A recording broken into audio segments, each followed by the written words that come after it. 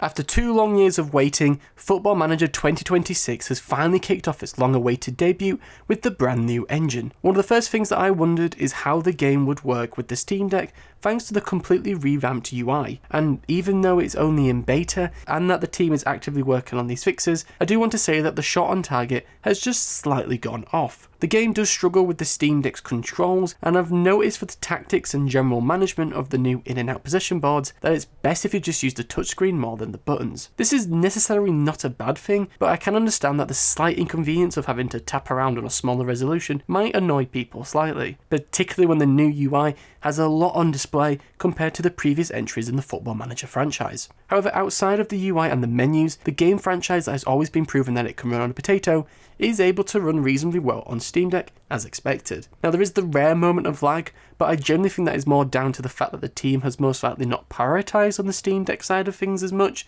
which makes sense considering that the only verified entry was Football Manager 2023, while the rest, at least that I own, has been verified as playable. But for me, my first copy was Football Manager 2021. Yes, I know I was quite late into the franchise, but there we go. Now, I'm obviously not going to go too in-depth on things, as this video is primarily focused on the Steam Deck's performance and how it works on the Steam Deck with Football Manager 2026, but obviously if you'd like to have a more overall view of the game, then I'll happily do so. For Sports Interactive, the latest game does well to help assist towards the final product. Unfortunately, it doesn't hit enough to get a wonder hat-trick. In my experience, the game is definitely suited more for Valve's handheld console thanks to the revamped console-friendly UI, but the little issues as mentioned before genuinely can cause a lot of frustration, as in my experience you can't get past the manager creation screen where you're selecting your style of management, you can't get past the first iteration of setting up your tactics, and the game doesn't progress on either one unless you use the touchscreen,